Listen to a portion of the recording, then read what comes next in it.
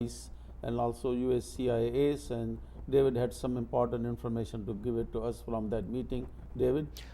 Actually, just quickly, we had a chapter meeting last night with the local immigration authorities, USCIS, who informed us that there are a couple of changes to their procedures, one of which was sort of good, is that they're letting the officers do the processing of the waivers. So that was very helpful for us to know that the waivers are moving along, and also that here in New Jersey, the naturalization applications are moving along very, very quickly. So they're keeping pace with their recommended capitation. So that's a good news that they are moving faster in That's processing of these kind of applications, waivers against fraud, waivers against other 3-10-year bars, other ineligibilities that take place. Waivers applications are filed in many situations and circumstances. That's right. Okay, let me have, we don't have much time today, but whatever time we have, a couple of questions which are of importance. Here is a question from one of our viewers who says, I am new in the entertainment business. Recently, I signed an agreement with a Gujarati Garba group to come to US for performance. The people went, he's a new one, so he didn't know the proper process.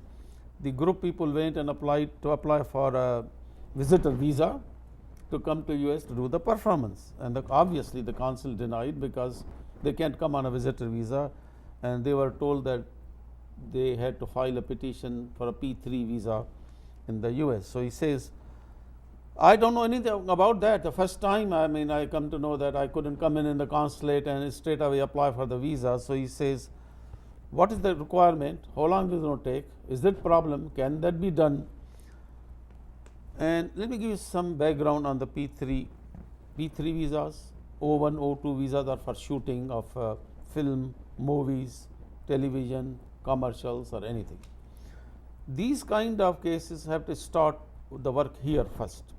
First of all, the law firm, let's say we do a lot of those cases, we get all the information about these artists, about the crew members, about each person, what he is going to be doing in that event, whether it's performance or film shooting or anything.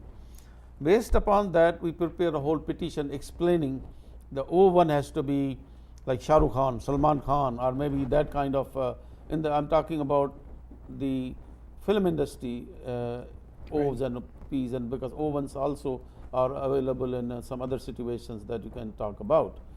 So basically, after the preparation, first we have to go to so many different unions, producers union, directors union, cinematograph union, musicians union. Sometimes there are 3, 4 or more unions involved, and we have to get an advisory opinion from the unions.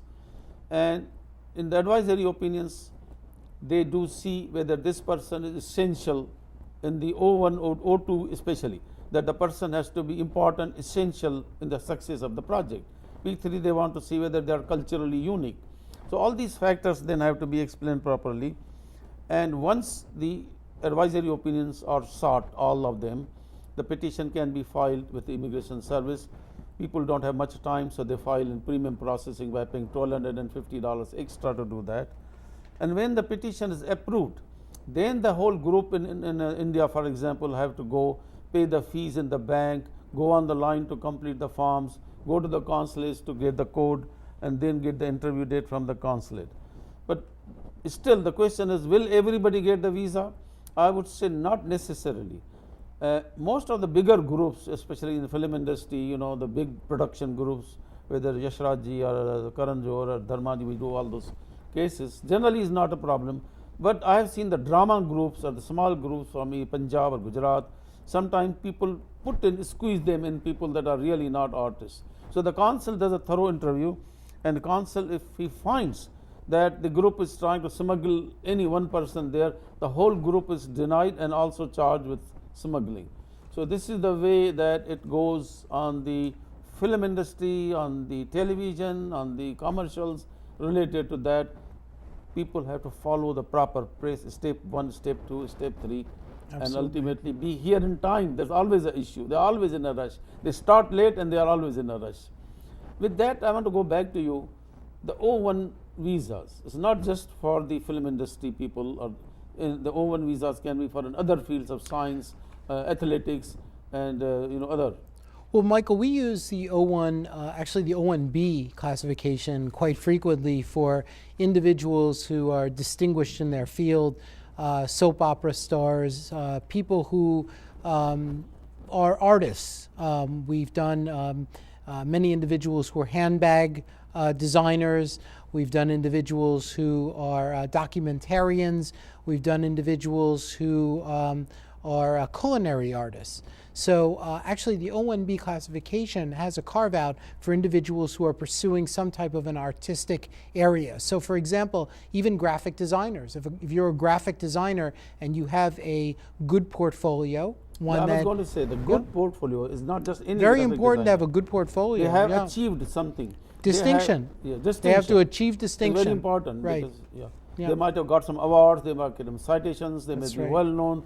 The revenues, income-wise, they made big money in those projects. That's right. How well known? I mean, there are some requirements, and I wanted to tell you. Absolutely. Tell you what our viewers, what kind of requirements. Let's say a graphic designer comes to you, Yeah. and he says, "Do an O1 for me." So, what Right. is the documentation you and me want to see? Well, one of the things that we definitely want to take a look at, and I do this with everyone, is I Google them. Yes.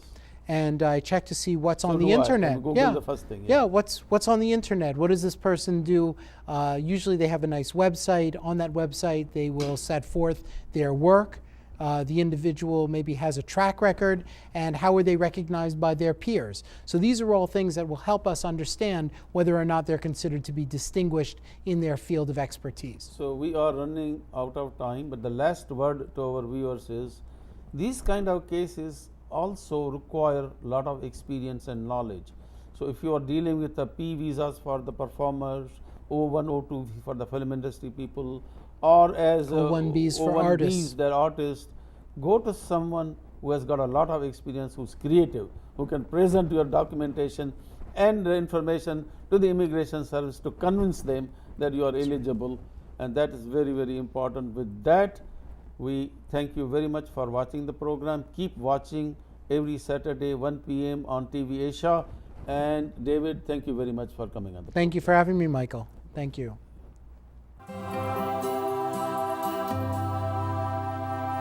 When writing your questions to us, please let us know the city and state and how you're watching TV Asia. Dish, satellite or cable. If cable, the name of the company and the channel number. Thank you.